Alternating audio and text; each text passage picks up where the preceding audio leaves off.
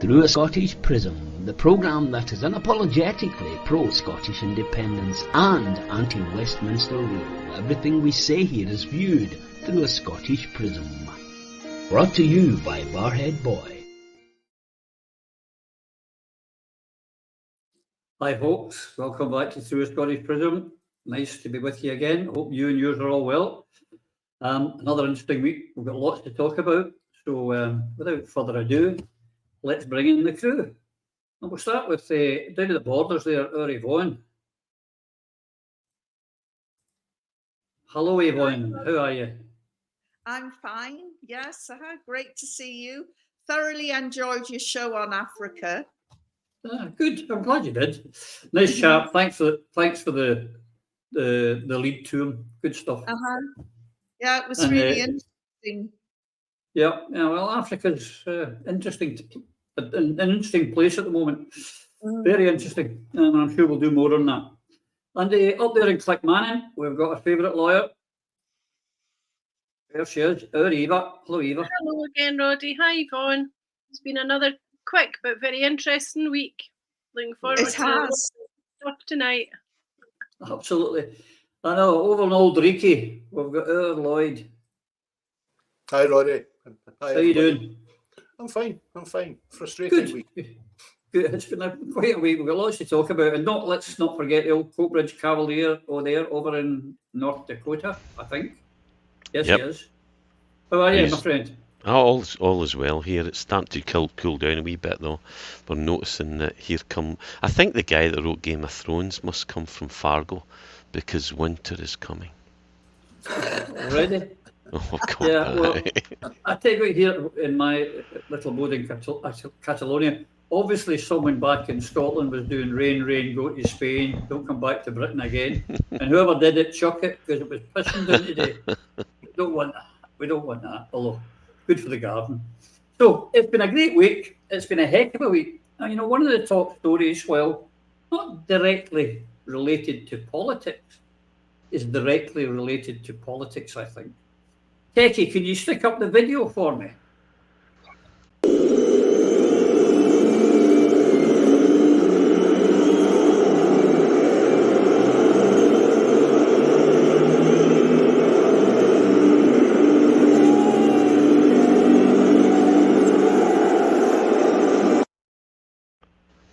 I've got to say, I think that's probably one of the best versions of God Save the King I've ever heard and ever likely to hear.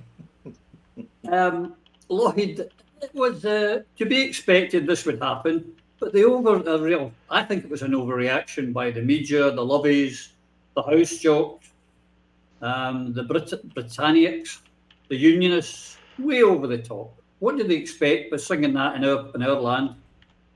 Do we have to put up with this absolutely every time there's ever an event in Scotland where God Save the King, or I still call it God Save the Queen, is sung? It was a mountain out of a molehill. The most, the most trailed event that was going to happen. There was no question about it. That was what would happen. Now, for them all to get upset about it is just, let's just forget all of this stuff and start telling the truth, like our Welsh neighbours do, like the Irish do. If you can't have a bit of joshing between two countries over a sporting event, then you're making it political.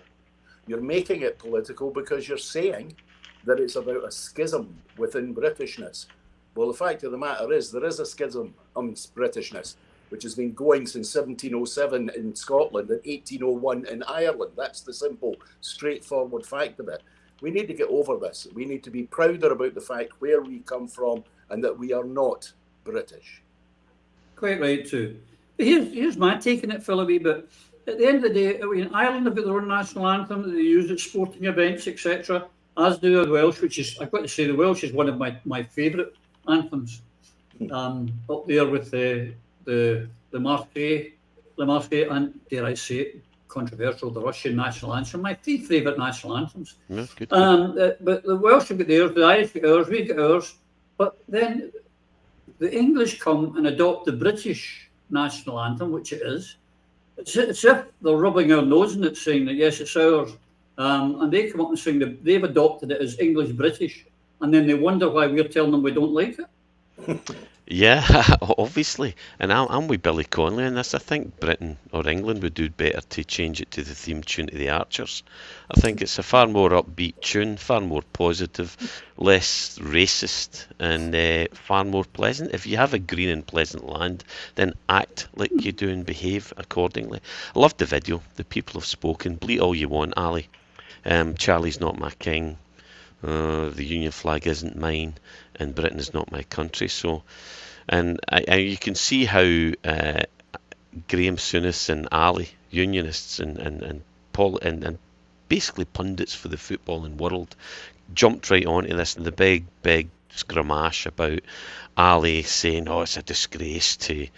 And all these other people come on board. Lloyd's 100% right. Who gives a damn? But people, Ali and Graham and Souness, they're very similar. And they're perfectly entitled to their opinions, okay? But as much as I respect both of these men, and from a footballing and humane perspective, and I would suggest you look at Graham Souness's heartwarming, tear-wrenching Pride of Scotland presentation to the magnificent Isle of Grist. If that doesn't move you, nothing will. These are good. I like Ali. I like Graham. They've done us proud, but in one sense, I totally agree with you, Lloyd. It's blown way out of proportion. A unionist talking up the union. Quelle surprise. I don't value his opinion on this, I hold an opposite view because I know the cost of the union to the people of Scotland, and it's why I support independence, nothing less. Both Ali and Graham have done very well for themselves. This is worth noting, from England or English football, be it professionally as a player or a pundit. So there's a wee bit of I'm all right, Jack, about this too. So I disagree with both gentlemen and laugh at the faux outrage of booing the British national anthem. It's anti-Scottish, so Scots are perfectly entitled to be anti-it. Yep. What we didn't hear, Yvonne, was that the English fans, they had a wee boo at Craig Brown's minute of silence. That's fair dues. We didn't hear about that. That was outrageous, apparently. Yes, well, that was the English fans just showing a lack of class, and Craig Brown should have international respect for his reputation, and it was, yes, that should have been mentioned as well, but of course it wasn't. And something else that's never mentioned about the anthem, although the lyrics are no longer there, don't forget the line about crushing rebellious Scots. How do they use that as their anthem when they claim that we're all part of an equal union, of course, which we know is a load of balderdash. But no, it was just the sort of joshing you get in football. My highlight was that miserable defender, Harry Maguire, scoring an own goal. That was the highlight for everyone in Scotland, unfortunately. That was the only highlight. No end. Yeah, but Eva, it's they do love to be offended, the unionists, do they not? This whole thing is outdated, outmoded, out of touch. It's a British song. It's not an English song. If England want to play Scotland, sing an English song. Don't come Jerusalem. Well, they pick one. We picked one. What they to remember is that they're English first, British second when they're playing another team from the British Isles. But, as Yvonne said, let's remember those lyrics written way back, 300 years ago. Lord, grant that Marshal Wade may by thy mighty aid victory bring. May he sedition hush, and like a torrent rush, rebellious Scots to crush. God save the King. What Scotsman with an ounce of pride would ever laud that damn song, let alone be angry with people that booed it? I mean, seriously, it's pathetic that we're even having the conversation, but it's right that we do, particularly this week, when King Charles of England is in Scotland. Today he was visiting a school in Kangaroos, and I bet you that a good 15% of the children in Kangaroos that came out, probably forced out to see him, come from homes that are officially in poverty, and he's living just up the road in bloody Balmoral. You know, let's get a grip of this. A wee bit of booing is the least that anthem deserves. And, you know, I'm one of these folk that when I do my messages and I want something in particular and it's in something that's wrapped up with the Union Jack, I use the old phrase, if it's got a jack, put it back. That reason I've not got chicken in Tesco's since lockdown, and I don't intend to until that changes. So what we need to see is the saltire on produce and Scottish songs, and support campaigns by people like Jim Fairley. Buy Scottish raspberries that are wrapped up in the saltire, because there's no good reason why they shouldn't be. This is ridiculous, and people that have anything good to say about God Save the King should go and get raffled. Indeed. I have to make my thing as a Republican. I agree with every word that's been said. But on a serious note here, Lloyd, what did come out, you know, which I found quite disturbing, the Humza and Stuart MacDonald expressed at the beginning of the week how concerned they were about the Chinese apparently getting access to Westminster and possibly committing some kind of treason against the Parliament in London. And at the same time, with Alison Fullis, a nice lady, I've met her. She was actually my host when I was down at the Parliament in 2015. Lovely lady.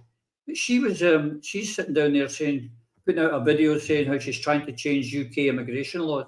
Now, I'm at a loss, Lloyd. Anything that weakens the British state, our people should, at worst, be keeping silent or helping it. Our job is not to protect the British state. That's not why we elected them. No, but this is yet again another example of the fact that we have a cohort of politicians who have learned their politics in Britain, from Britain, by Britain. As a consequence, they have a British mentality, and they approach, particularly at Westminster, they approach politics from a British perspective. No self-respecting independentista, no self-respecting patriot in any country in the world that's seeking its freedom would support the foreign policy of the country they are attempting to leave. If you wish to take part in international politics as an independent nation, then to mark your card before your independence, to state your allegiances in every single way, gives you no room to manoeuvre.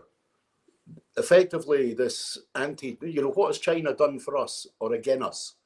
What China's done for us is it sent us two beautiful big pandas that go back. It built a huge 5-story legation here in Edinburgh so it could develop trade links with Scotland.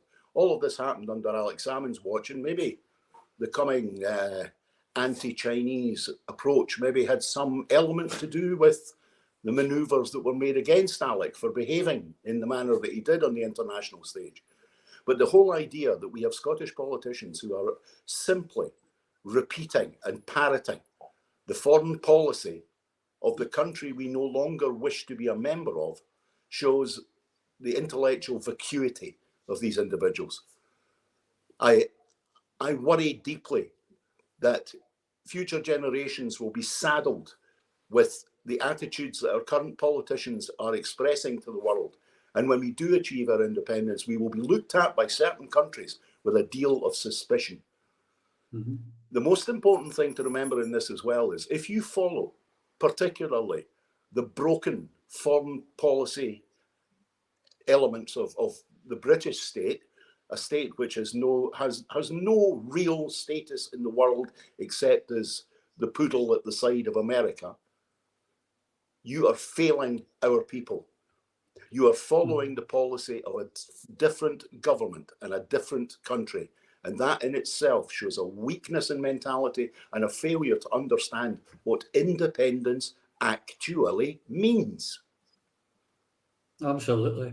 Here's the thing, Phil. When Lloyd and I were doing a programme last week with Finbar Markey, he made the comment that the Irish always made their move towards home rule and independence and rebellion when the British were otherwise occupied. So instead, we're trying to help them as opposed to using it to our advantage. Our politicians don't have a clue. No, they should know better, and they probably do know better, but they're acting in their own personal self-interest instead of the interest of the people they purport to represent. This is institutionalization. I mean, Humza and Stewart and various others, the fears of the Chinese spies. You know, this is institutions, and it's not Scottish institutions that they're representing. It's British institutions for the elite, not for the people. An institution should represent the people, and this is why we need surgery not just the SNP leadership, but also to the institutions, because they no longer represent the people they're supposed to be representing. And this all comes after a UK Parliament researcher was one of a couple arrested under the Official Secrets Act for spying in China. Now, we've been alive to these threats and are taking the appropriate precautionary measures, and have been for a number of years. Who's we, Humza? Who's we, Stuart? You know, we, the British establishment. And this is during a visit to Codebase in Stirling. Humza said, and I'm going to quote it here because it's up here, "Of course, any threat to our security and cybersecurity is one we take very seriously, and I know from conversations with the UK government that they take it very seriously too, and therefore the various agencies that are involved work and collaborate very well. So there's already a significant amount of work that's done to ensure that we identify where those threats come from and that we take the appropriate mitigating action." Now, Stuart and Alan Smith have been puppets for the establishment for quite some time now, as spokespersons for the MOD and the military spokespersons, and pretty much tied up with everything the UK Defence Force follows or stands for. My inside line on this is, on this game, as it were, is that, and I've talked about this before, when I was down there, the SNP went on a NATO HQ visit at the behest of the US mission there. And we also visited SHAPE, which was Supreme Allied Allied Powers Europe headquarters, Supreme Headquarters Allied Powers Europe, just outside Mons, and dinner with the British ambassador at his residence. All of these are major establishments, military-industrial complex, and what they were really checking was the establishment want to make sure that we're singing their song, or they resist. They would resist us anyway because they resist change. They don't like change. They like things to remain as they are. The people that are in their pockets, why spend more money getting other people in your pocket when you've already got these people all lined up? So naturally, what they wanted to know is that if Scotland become an independent nation, would we spend 2% of our GDP on defence? And this was before Trump came in, and I spoke up because I was the Treasury guy on that trip. I said, well, you know that our conference, we voted to retain, to go back into NATO, which I voted for. And I said, and while we can't speak for what would happen now, clearly policy is that we would support NATO. And in doing so, it would not surprise me at all if we commit to the 2% GDP. However, by my calculations, if Trump comes in and the Americans pay 70% of all NATO costs, if it drops to 50%, you're about, even if everybody hits 2%, which they're not, you're going to be 20 billion short of your spend. So I'm guessing you want to know if we're going to hit the 2% and if we'll commit to it. And I says, my guess we probably would. And that seemed to assuage any concerns they had. But what do you know? These are professionals. We went with a bunch of people, none of whom had served in the military. And none of them had any military experience. Good. I'm not saying not bad people. Brendan O'Hara was there. He was a decent guy. There was a lot of decent people there, but with a lot of dead wood and a lot of people who, but we didn't know anything about it. You know, we really didn't know. The white paper, the military section of the white paper for Scotland for 2014 was drafted in my dining room with senior members of the British military, Chief of Staff, Angus Robertson, a Clausewitzian military professor, and my contribution was, how would you like your steaks done, gentlemen? You know, sometimes you've just got to say, right, out my league. But I learnt more in that than most of the people in drafting that, than most of the people who were at that meeting knew already, because all you're doing is operating on briefs, and that's the problem. with professional politicians. All they're doing is regurgitating briefs that some spads produced somewhere in Holly that's aligned with whatever mission or drive that the leadership is on. And sadly, the leadership in the SNP's mission and drive is exactly that which keeps us on our knees, that of the British establishment. So for Stuart, Humza and all these guys to parrot the British establishment line on this should come as no surprise, people. Yep, there you go. You know, room with generals and rear admiral and a couple others. But we'll leave that for another day. Evelyn, these people who are sticking up for British foreign policy while representing a Scottish independence party, the two are incompatible. Of course they are, but of course some people got quite excited because one of these suspected spies is from Edinburgh, Scotland, enemy territory, and of course it all amounts to absolutely nothing. Anybody can walk in to the Houses of Parliament and go into committee rooms. I used to cover all of these committees myself as a journalist, and quite often you'd see somebody from the Iranian embassy, the Spanish embassy, the German embassy. I mean, what on earth do the folk over here think that they're doing in the British embassy in Beijing? You know, having a game of dominoes, or yeah, everybody is spying on everybody else. And if you are going to try and stop this, then you've got to lock down the House of Commons. And you've got to lock down the whole area around Parliament and stop people from talking in the pub. I mean, if you want to find out what's going on, you just go into one of the bars in Whitehall and wait for the MPs to come in, and it all comes tumbling out. So it's just a bit of anti-Chinese rhetoric. And of course, what they all especially the Tories seem to forget, is that just a few years ago, Al Jazeera did an undercover investigation that caught an Israeli embassy official plotting to take down, those were his words, take down British MPs regarded as hostile towards Israel. Now, if that isn't political interference by a foreign state, I don't know what is. And the Mossad agent who actually compromised Angus Robertson, he was booted out of the country, but of course it was all hushed up and nothing was said.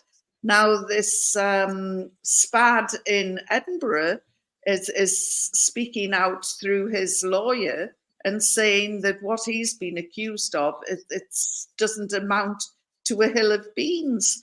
So, you know, we will eventually get the truth, and it will amount to nothing other than some anti-Chinese rhetoric. And I heard he was a suspect because every Friday he went into his local Chinese for a Chinese chow mein, which made him immediately suspicious for the British spooks. I don't know if that's true or not.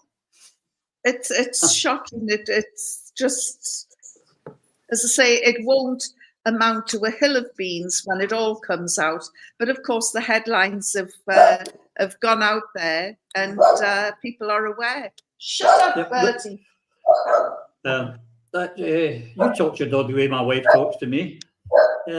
That's Eva. This whole thing. I noticed this week. There's the last couple of weeks. There's a new account appeared on Twitter. It's making out to be a green and worried about energy.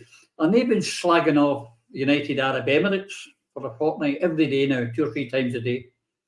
Because it goes back to something Yvonne said there. This let's attack them. UAE, because they've gone with BRICS and they're doing their trading in yuan and rubles and any currency you've got. This guy who's been accused of the Chinese, it's just all, it's all smearing. It's the same as we get all the time. though, what's really wrong is that those who represent Scotland in Westminster, most of them effectively don't do so. And they organise themselves and they busy themselves on the international stage because they seem to think that they can play the top games with the big boys, when really they're daft little political pygmies, for want of a better expression. And so an awful lot of that smearing that goes on is just people trying to divert attention and create opportunities for themselves and create reputations that otherwise they wouldn't have. I mean, some of them are on the front page of the paper sitting behind a Union Jack in Ukraine one minute, and the next, as we've said before, they're getting their photos taken dressed up in British Army fatigues. There is something seriously wrong with those people that we've currently elected to represent us in Westminster. And we've seen that this week with various different events that there have been, that I'm sure will come on to. So that's not good. And that is not my phone. Someone needs to mute. Lloyd, other things that happened this week, down at the Westminster, there was a Westminster Hall debate on Scottish energy, brought by Kenny McCaskill with Neil, of course, seconding him on it. Not one single SNP MP bothered to turn up in a debate about Scottish energy. I mean, really, it's all the old story of putting party before country. Every SNP MP should have been there supporting that debate, should they not? Yes, absolutely. And so should have the Liberal Democrats from Scotland and the Tories from Scotland. That's the reality. They're elected to represent the country. And if other members of the Parliament are proposing or having debates which are central to the Scottish interest, then all Scottish members of Parliament should be there. That's just that should be a given. But as I said, when you asked me, how I was this week, and I said deeply frustrated, this was one of the main reasons for that frustration, is when you have the opportunity to use Westminster as a platform for providing good news stories for the Scottish people, and the SNP chooses not to take part in that, what they effectively are doing is they've stated their position. They are on the same side as the parties of the Union. Now, they would not describe it that way, but that's how it looks to people from the outside. I mean, I had a number of friends from across Europe, from Corsica, Catalonia, and the Basque Country, who listened to that debate, wanted to hear what was being said because it has lessons for them. And they were all perplexed, absolutely perplexed at the fact that the SNP took no part in that.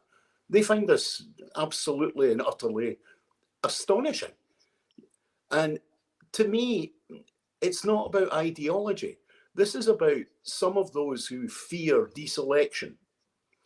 If they wanted to attend the debate, their name would go in the wee black book if they actually did it. So they didn't attend. And there is this, appears to be an attitude among some members of both the Scottish Parliament and the Westminster Parliament, that if you are seen in the same room as Mr. McCaskill or Mr. Hanvey, that in some way you'll become infected. You will get some terrible disease, but the disease that they worry most about is deselection.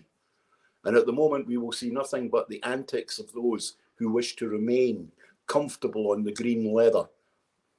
Indeed. Phil, you were an MP for a while. Would you have attended this in Westminster Hall? Your two favourite topics? Yeah, energy for sure, and it ties into poverty as well. If you look at, do you know what? The best thing you can do here is actually listen to Kenny's speech. Actually listen to it, folks, and I put it up because I've watched it and I thought, of course he nails it. It's Kenny McCaskill. Do you know?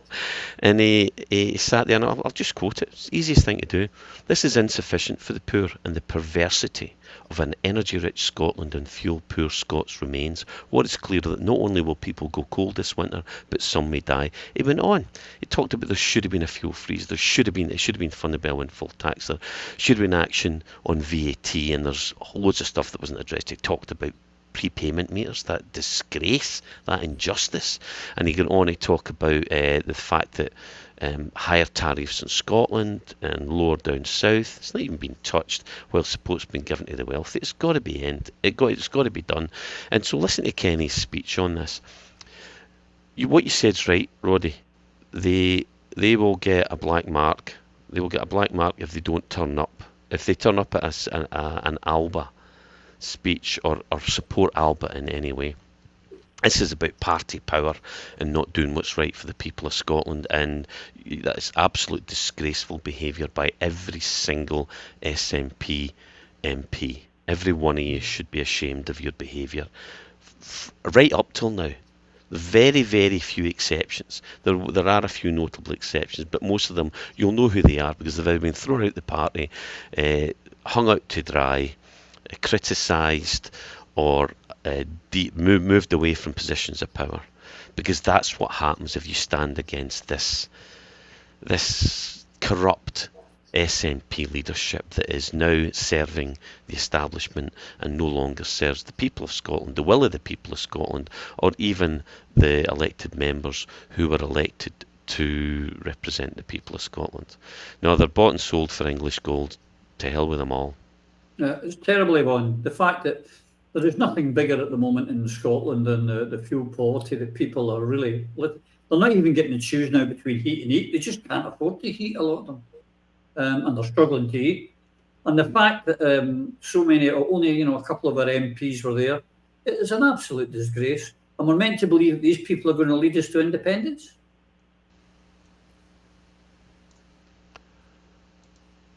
You're on mute.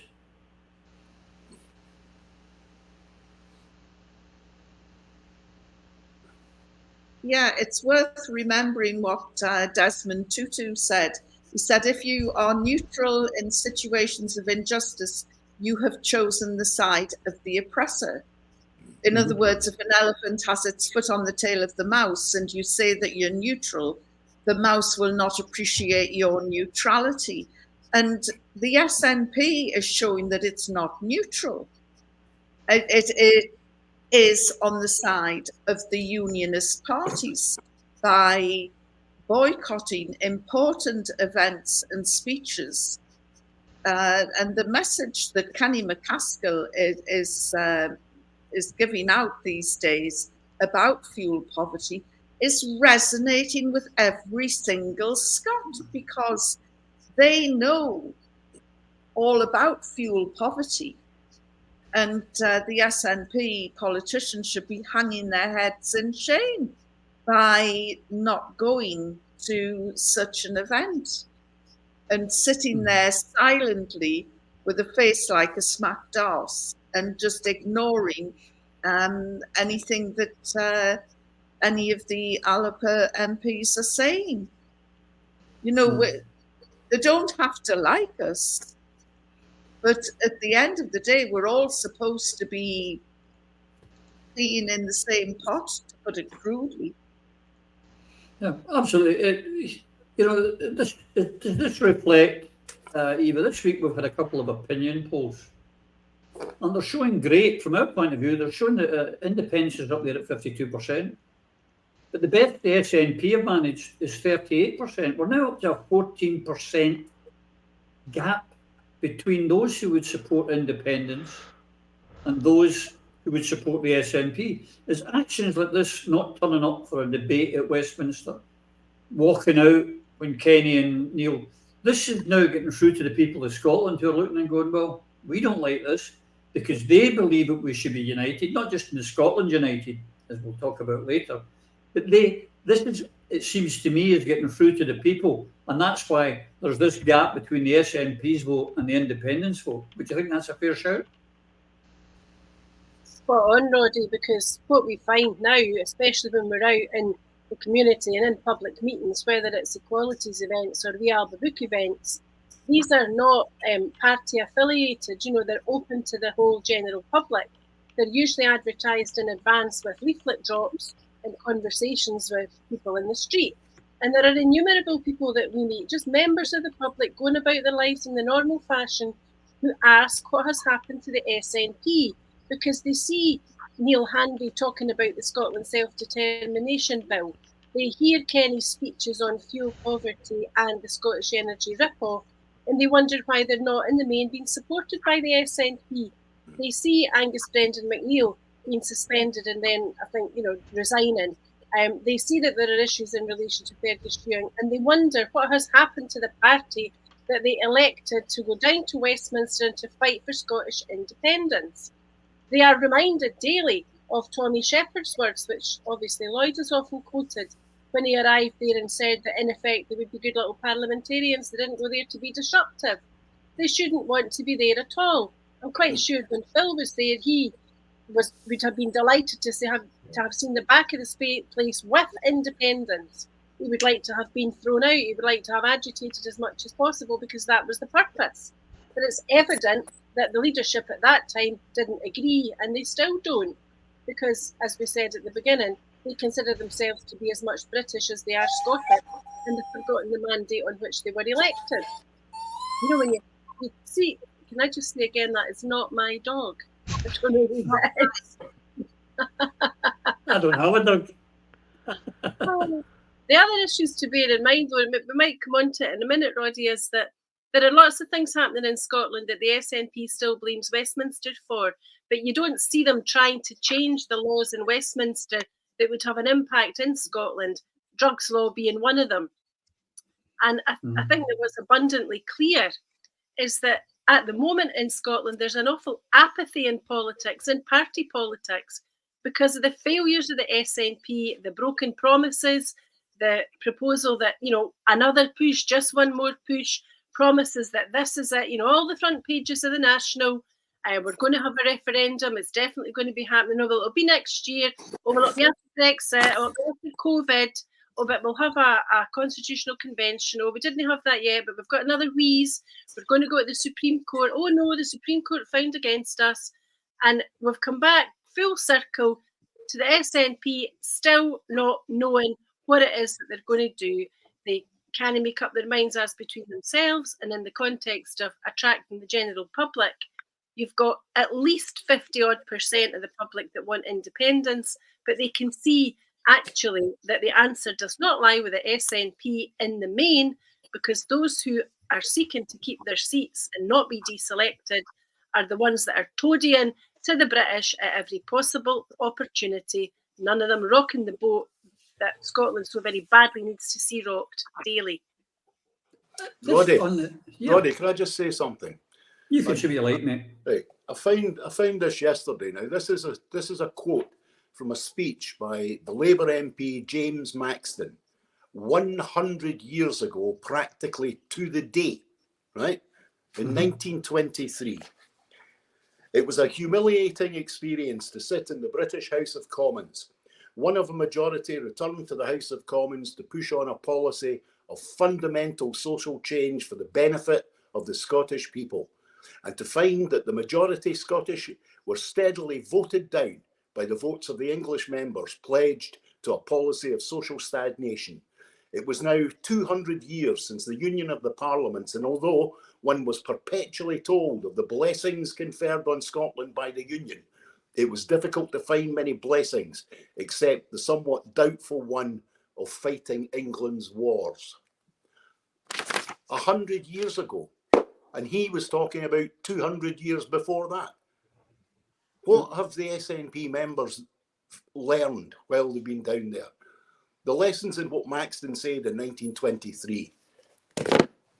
Yeah, that you wouldn't get a Labour MP saying that now. Not a Labour MP from Scotland, not a Chad.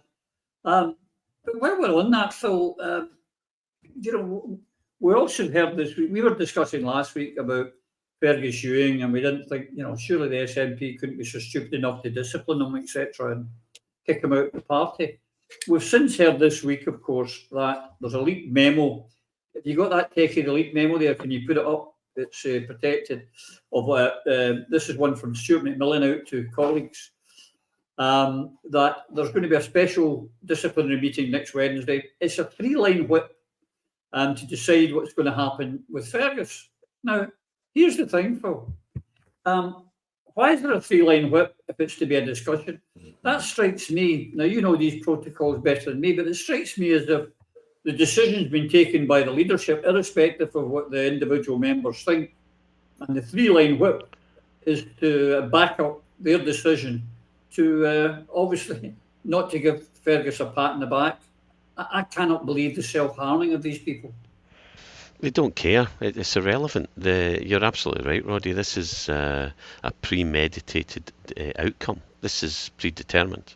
They know what they're going to do, and that's how you do it. You do it through a three-line whip. What a three-line whip is, for anybody that's maybe not clear about it, it's that political parties use it as a clear direction or instruction to attend and vote in support of the party's position on a given subject, okay, in a parliament. So it means you've got to vote with your party, and it's looked upon as being critical or essential to the function of the party and your membership thereof.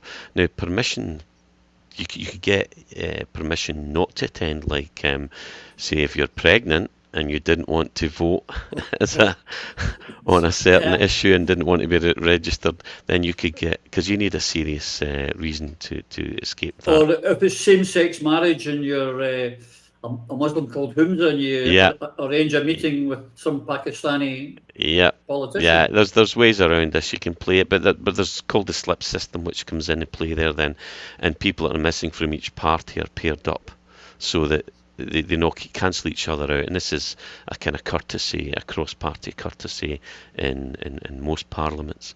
But critically here, that's the first time I've seen it, but I know exactly what it's saying, because there's no fixed consequences for disobeying the whip. You can, in good conscience, disobey the whip and stand up for yourself and fight and be heard, and a reasonable party will listen to you and say, well, I'm a Christian in good conscience, I can't do this, therefore I did what I did. But what you saw was the whip will decide what the punishment will be, and I'm paraphrasing a bit, but I saw in the text there, which means we know what it's going to be. They're going to throw him out, and they're going to eject a Ewing from the SNP, which is something I never ever thought in my life or it would ever happen at any time. No, we didn't. We've had this discussion a few times, Yvonne. It's absolutely incredible that they're doing this, and we've even in here, and we're super critical. We thought, they're not going to be that stupid, but it looks as if they are about to be that stupid. Well, you have to look at why Fergus Ewing is facing this action, and it's because he voted against that dingbat Green Minister, Lorna Slater, in a no-confidence vote. Then apparently he was very critical of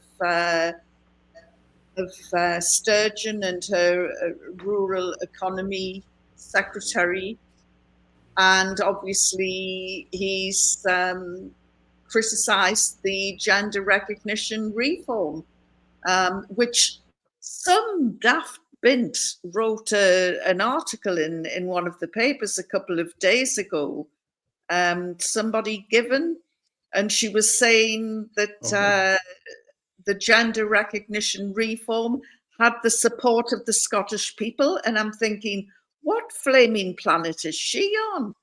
Of course, it was a toe-curling eulogy in support of Humza Yousaf. And I think somebody had suggested, in fact, Wings Over Scotland had suggested that this was her application to get a Westminster seat. But anyway, that's an aside.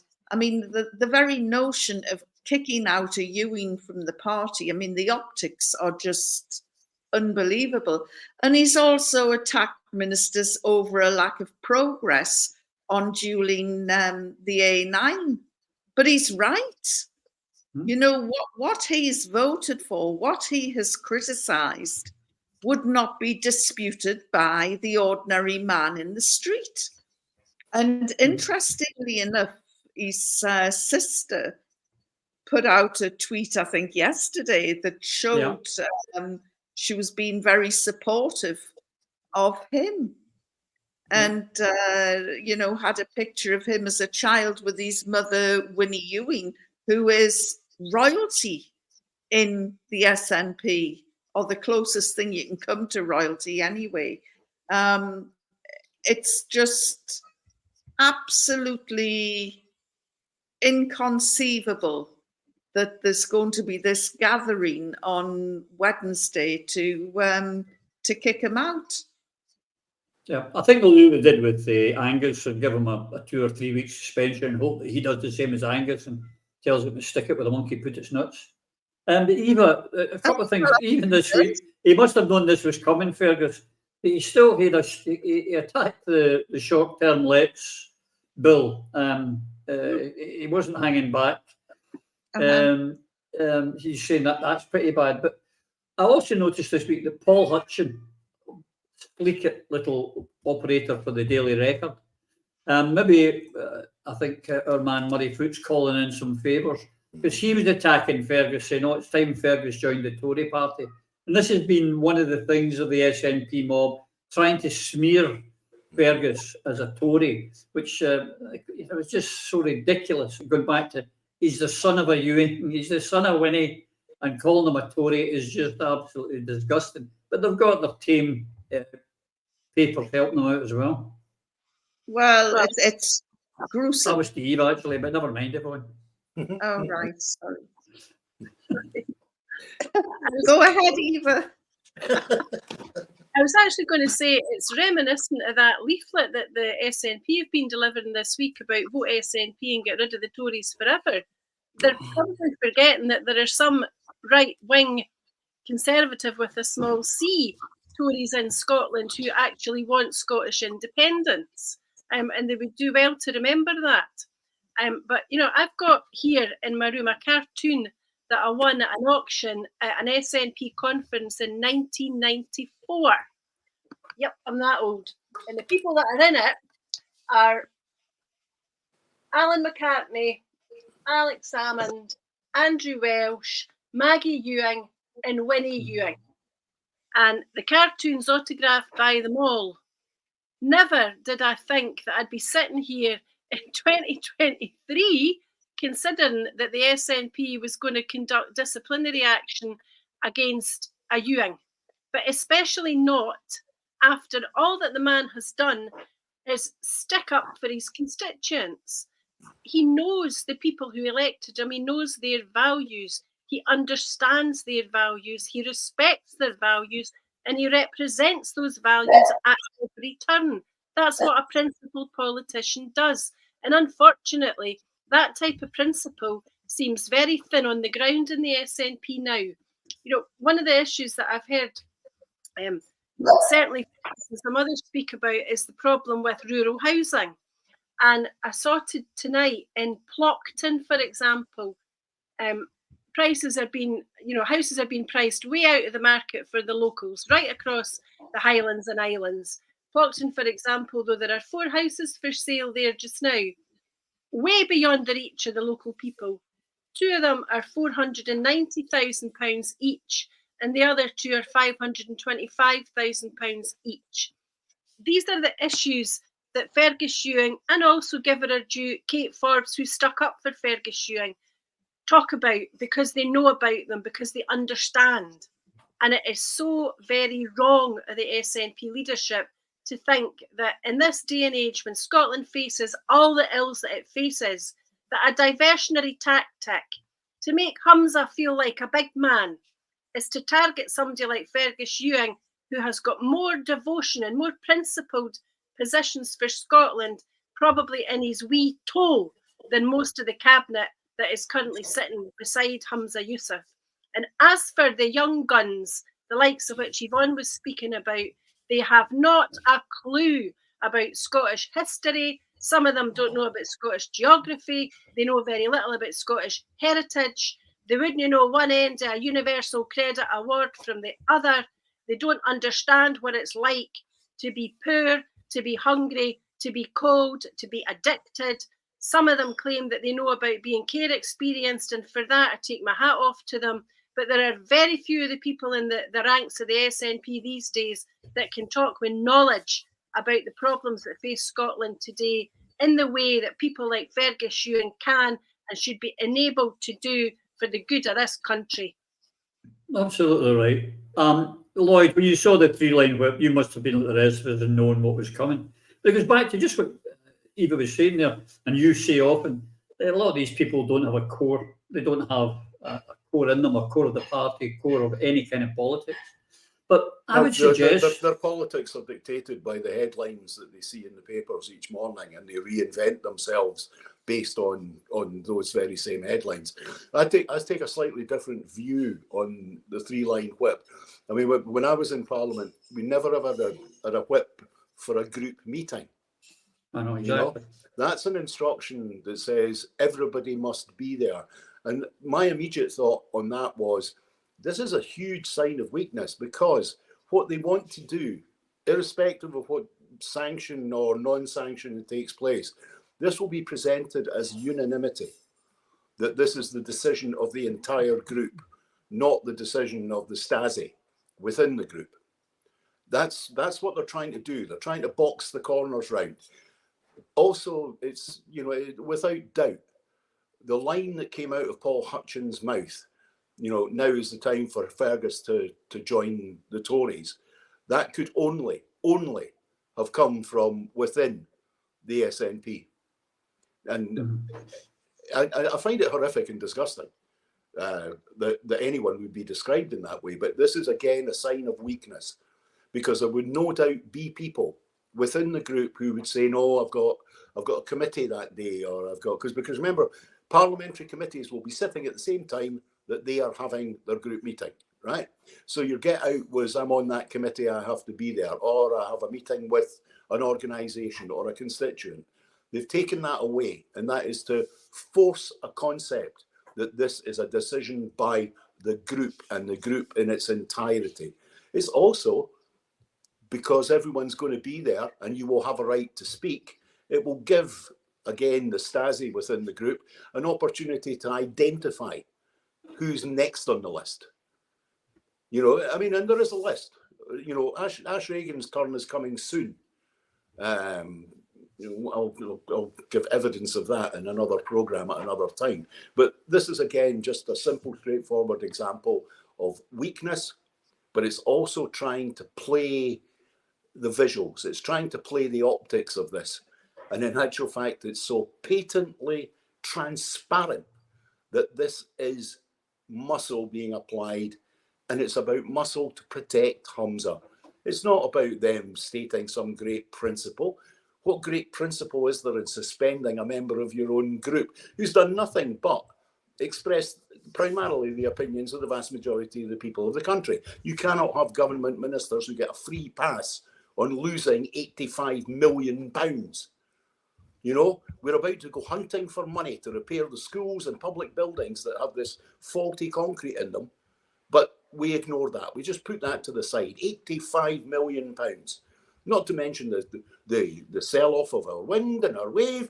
Not to mention the fact that we're having forests grown in Scotland in the next couple of years by investment companies based in Barbados in deals that the same Green Minister agreed to. Now, as Eva said, Fergus stands up for his constituents, and any true party would recognise that, would recognise that each individual member has a conscience right to speak up on behalf of their constituents. And if you take that away, you're effectively creating a one-party, one-policy state. I would suggest to those of you, and I know a lot of MPs and MSPs watch this, those of you who go to this meeting, I'd be very careful if you vote against Fergus. The Scottish voters won't forget, and they will know who's voted against them. And I certainly tell you what, on this show, we will make sure everybody knows who voted against Fergus. I've never hidden my admiration for his mother and for her two children as well.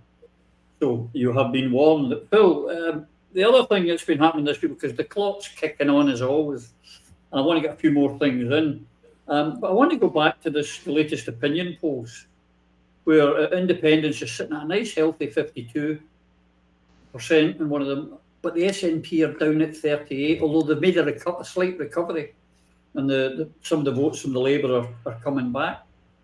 But surely someone somewhere, a Kevin Pringle, Phil, is going to look at this and say, we've got to get that 14% back. And the way to do it is not to tell me I'm a transphobe because I don't believe that a man can ever be a woman, or to tell me that I think that the Greens are not healthy for Scottish independence. And I'm like, I'm part of that 14%. You're never going to get my vote back. Surely someone's going to wake up. Oh. They already know. We know they already know.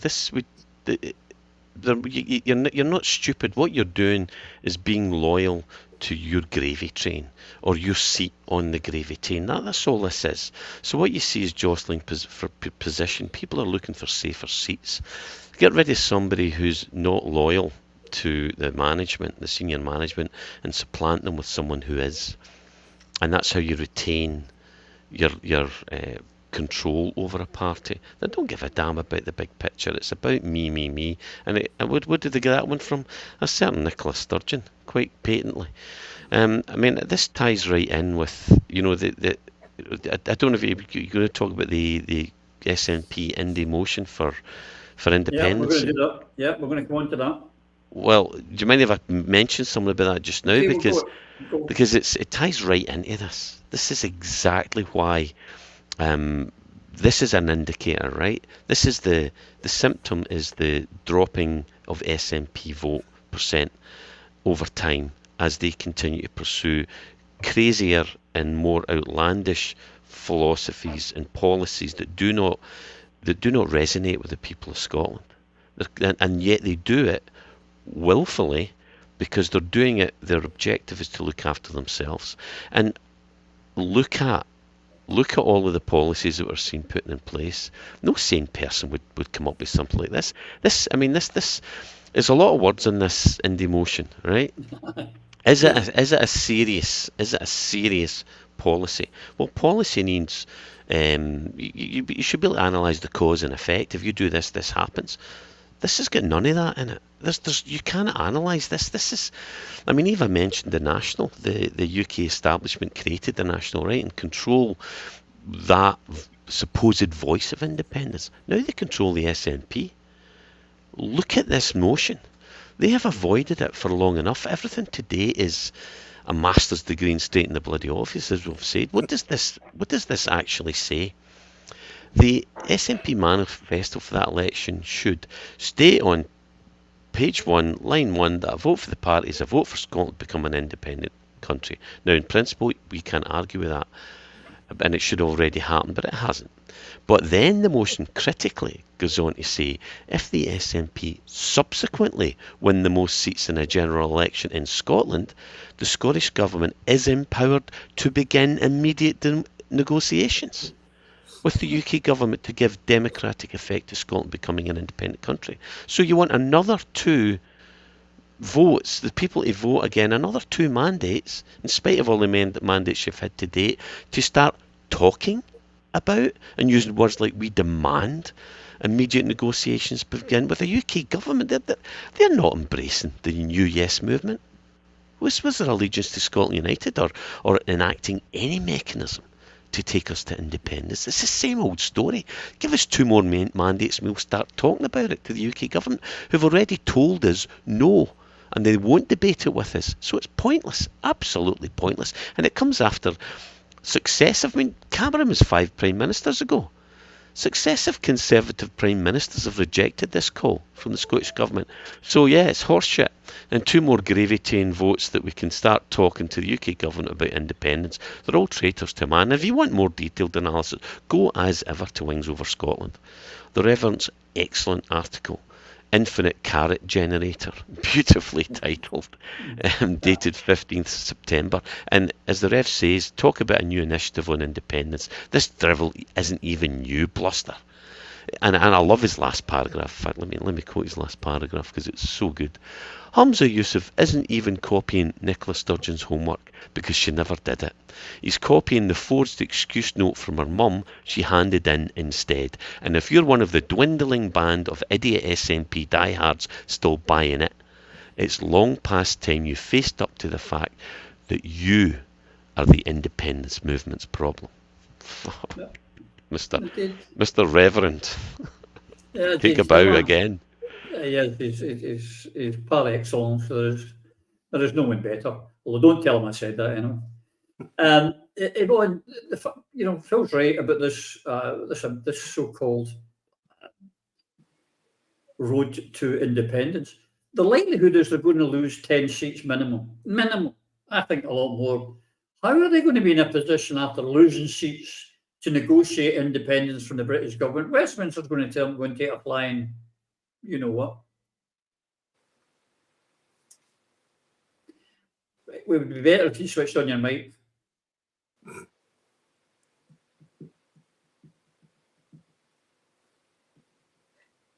They'll turn round and they'll blame the likes of us and dissenting voices in the Alapa Party and other independence parties.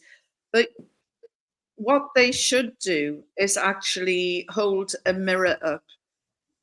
They're still being played by British intelligence. They're still having their strings pulled by MI5. And if they want to find the infiltrator, all they have to do now is find out who was the first person who mooted suspending Fergus Ewing. And then they'll find the person who is working for MI5. And again, to everybody who says, oh, she's from La La Land, I would say, what on earth do you think that MI5 did in Northern Ireland when there was a civil war raging? And the establishment don't like to call it a civil war, but it was. Thousands died in it. And they infiltrated the NUM and destroyed the miners and their battle against Thatcher. So it's hardly inconceivable that they're going to infiltrate what was once the most successful independence party in the UK. And it's not now. It's decaying, it's rotten, and it's still a hotbed of subversion. And anyone who can't see that, you know, as your friend in Ewing said, the members are now the problem because they cannot see that they are being used and manipulated in this awful game to destabilise Scotland's ambitions to become independent. And I would point to all the speakers in the Hope Over Fear and Scotland United gathering in George Square. And they're all victims, one way or another, of dirty tricks. There's Tommy Sheridan, there's Alex Salmond. You know, all the speakers there have all been either discredited or had their political careers and reputations trashed. And it's not a coincidence, you know, that you've got all these people there.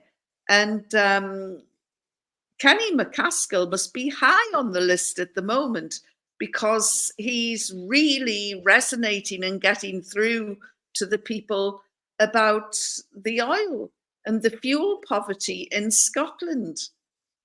Mm-hmm. So, you know, the various people are being picked off and targeted. And I was curious about, I can't wait for Lloyd to go on about how he thinks that Ash Reagan is next to walk the plank. So, we shall see. You know, interesting times. Yeah, Eva, I've always said that life is simple. It's people that make it difficult. Now, the same as we've said, one line is all you need in a manifesto. This war and peace, you know, motion that's getting put up to the SNP conference, it's got more holes in it than a Swiss cheese. There is nothing there. I mean, why have they complicated it? Because They can? They've complicated it because they've got to. They can't keep it simple because, simply stated, the game's a bogey. They cannot win on the premise of that motion because it wants a majority or the largest number of seats. That will not be recognised internationally as a majority justifying what, in effect, they want to turn into some sort of UDI. But one of the biggest reasons why the SNP have lost so much ground is, as we've said before, gender recognition reform. And there are a few events coming up in the next few weeks that should be informative to all political activists, and I hope especially so to the SNP. The first of those is the by-election in Girvan on Thursday. And we have an Alba Party candidate there, a young woman called Denise Somerville. And Denise understands what the difference is between men and women. So if there are viewers living in that ward, I would urge you to go out and campaign with and for Denise and give her your vote on Thursday. But also on Thursday night, there's a momentous event in Rutherglen. It's a hustings organised by Women Won't Wheesht. And so every candidate in the Rutherglen and Hamilton West by-election has been invited to attend and to speak to and be questioned by members of the Women Won't Wheesht campaign movement. Now, what a wonderful opportunity that is for the SNP candidate to justify her party's position, for the Labour candidate to confirm whether he remains in favour of gender recognition reform or whether he's going to step back into line behind his English leader, Keir Starmer, who is now opposed to that reform. So I'm looking forward to that event, and I hope that all of the candidates are there, because the women's votes are vital in the context of Scottish independence. So where do we go from here? Well, the motion from the SNP, my good friend and yours, Pete Wishart, knows that it makes no sense, because he indicated in an interview this afternoon that he intends to support an amendment to the motion that refers to the SNP getting a majority of votes rather than a majority of seats. But again, that's Pete looking after Pete, because the hard reality is, under no circumstances can the SNP ever hope to get a majority of the votes of the Scottish electorate in a Westminster election. Scotland United will. The SNP won't, because many, many women will never vote SNP again because of gender recognition reform and being told that their views were not valid. The court action in that regard will be heard this week. I think it's on Tuesday and Wednesday. There's a live link to it for those who want to watch events as they unfold. And we'll see if the Scottish Government repeat their line, which they've repeated so often before, that if you've got a GRC, it changes your sex for all purposes. That crazy policy of self-identification, which the vast majority of the people of Scotland don't want, the debacle of the green policies with the deposit return scheme, highly protected marine areas being so badly managed, a whole host of those, the forestation contracts being sold abroad, as Lloyd has alluded to, all of these policies have left a very bad taste in the mouths of the Scottish electorate, including those who would have considered themselves diehard independentistas.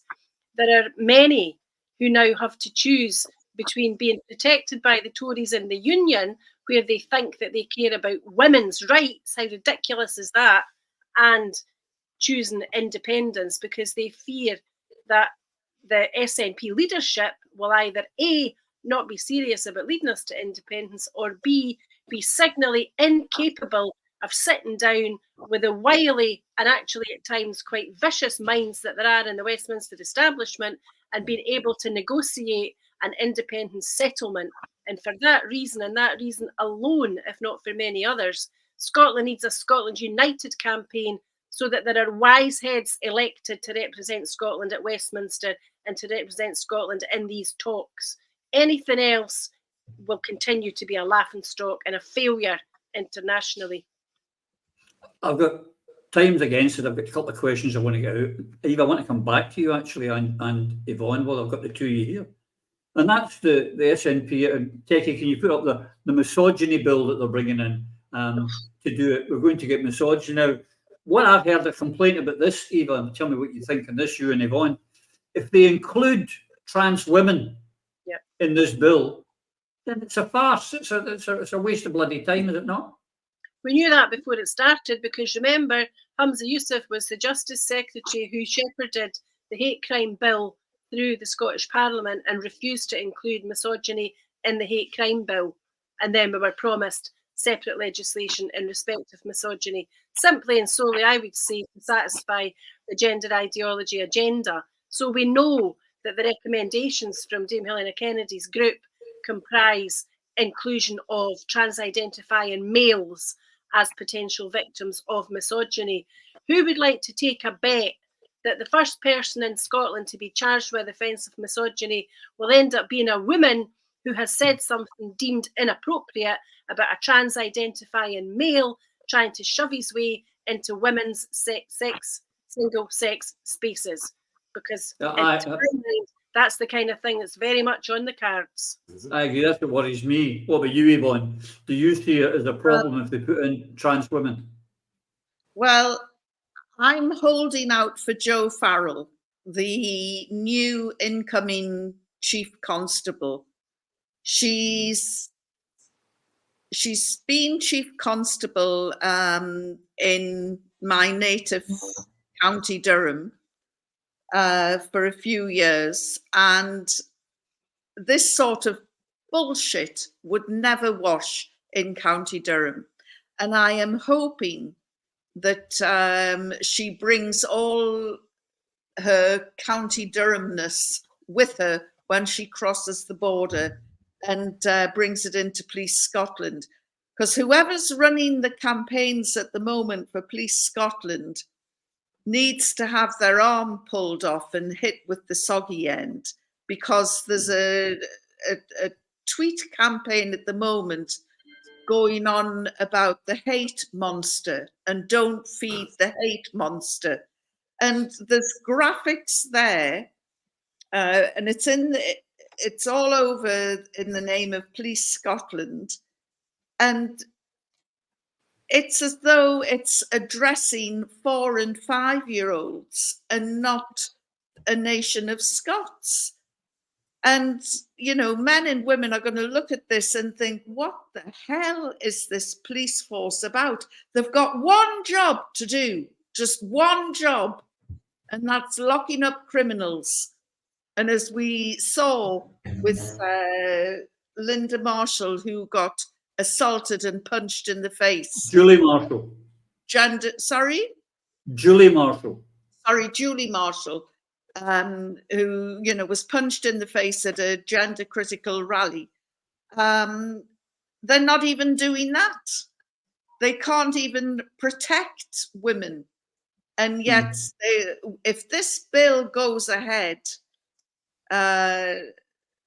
because good people like Fergus Ewing are being silenced, if this bill goes ahead, then women will be targeted, will be caught up in this. And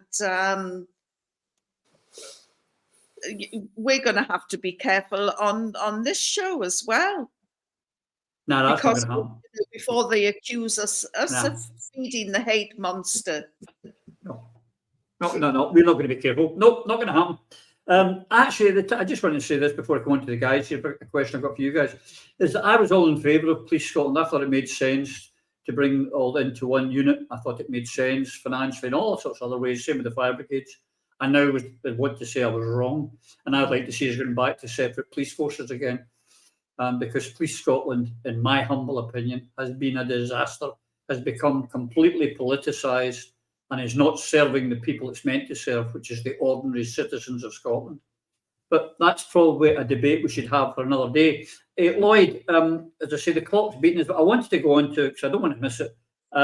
This week, you know, Labour are getting very cocky. They see themselves as the next government, and they're really going for it. But when they were put on this, as soon as they put in the spot, you know, the Emperor has no clothes. The triple lock We have the worst pension. I speak as a pensioner. We have the worst pension in the developed world. Nice to know that people in Albania and Mexico have a better pension. But the Labour Party are refusing to guarantee the triple lock. So we'll have to check the books, which is, of course, it's a load of nonsense because the government prints money. They can print more money if they want to pay more pensions.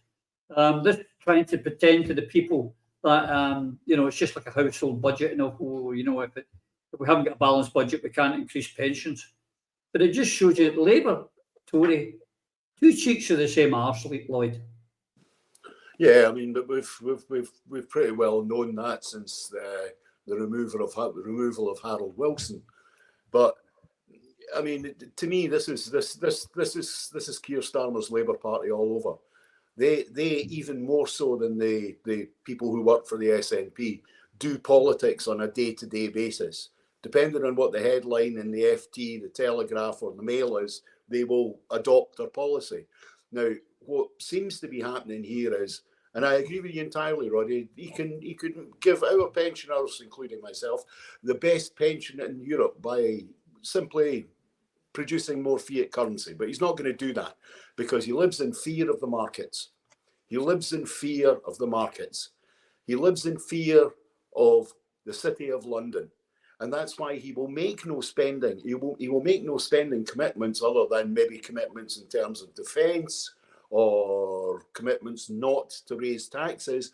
But he's not going to say anything on the social agenda that involves spending because it might tighten that gap between him and the Tories. Because as always, how many times in the past 3 decades has Labour gone into the lead over the Tories? I mean, the most famous one was Major against Kinnock. Labour Party miles ahead, and then Daphne goes and falls on the beach and then screams, thinks he's in a soul singer for Detroit at that famous Sheffield rally. Starmer's smarter than that. But I mean, it's smarter than that in those British political terms. His job is to win the election, But I just find it incredible that what we're talking about is we're talking about a party who clearly has abandoned its core vote. Some of them have actually said it, but also we run the risk of having a British Prime Minister who was the man who jailed Julian Assange. Now, I think, for any right-thinking person, the whole idea we would have a Prime Minister who locked up a man for telling the truth about people who told lies, it's everything you need to know about him. Starmer is not his own man. There's no question about that. I agree. Phil, as I mentioned, we've got the worst pensions in the developed world. The worst pensions. And yet, the unionists, even this week, I've had them use it as a weapon. And our pensioners vote for the union and vote Conservative and vote Labour because, our pensions, we'll lose our pensions. You've got the worst pension. When are the pensioners going to waken up, Phil? Yeah, you're absolutely right. They won't because it's fear. And that's why we're hope over fear. It's why that was coined. And our pensioners will still vote for the establishment because you won't get the BBC in independent Scotland. You'll lose your pensions if you go independent. You can go and live in Spain and still get your pension, and they're not even part of the. So utter nonsense. These are the lies that Archie Macpherson, amongst others, went round doors and told. So sling your hook with your bad jacket, Archie Macpherson, and your bad hairdo, and your bad attitude. And then there's the one thing we presume everybody knows, but the triple lock has been around for, I don't know, over 20 years anyway. And basically, to sum it up, its purpose is to make sure that the meagre state pension that you get isn't superseded by the cost of living. Okay, because it's usually pegged at a figure. And then over time, if you're fortunate enough to be taking this pension, over time, that pension in real terms is worth often less. So it's tied, the triple lock is tied to the highest of either average earnings, inflation, or the consumer price index. So for example, if earnings rose by 2% and inflation went up 3%, your pension would go up 3%. That's what it's designed to do, to safeguard the meagre, essential pension that our pensioners who get the worst pension in the Western world. I mean, Jesus, that's ridiculous. So no, if you're the triple lock and Labour walking away from that goes back to the two cheeks of the same arse. We are become the American system. The Lib Dems will disappear, and you can't put a credit card, as we've said before, between the policies of Labour and Tory. So pensioners, your trip to Nardinis, to Largs, if the triple pension is lost, you won't be able to go in a few years. Sorry. But I think so wake up. The pension, the UK pension, should be linked to MPs' pay, and that way we'll get a fair crack at the whip every so often. That's what I think. Folks, the clock, we're way beyond where we should be. But a couple of things before we go. Techie, can you stick up the next big AOUB march? Is of course in Falkirk at the end of this month, and you've got to be there, folks, on the 23rd, Saturday 23rd. Then we've got, of course, the Edinburgh March on the 6th of October. We're going to 7th of October, I beg your pardon, and on the 6th, I believe, we're going to be doing, I don't know if it's the 6th or 7th, I think it's the 6th, got confirmed by the Edinburgh LAC, who we're doing a live Prism show in Edinburgh, and I will be there, and we'll have at the Meadows, we'll have a Prism stand, a stall rather, so you can say hello to the group down there. And in midweek, we will have more information for you, global information, and I have a very special guest for you, and I will speak to you about that on Wednesday. But until we see you again, folks, thank my guests, my panel, I thank you for watching, and until I see you all again, please take care. Through a Scottish Prism, the programme that is unapologetically pro-Scottish independence and anti-Westminster rule. Everything we say here is viewed through a Scottish prism. Brought to you by Barhead Boy.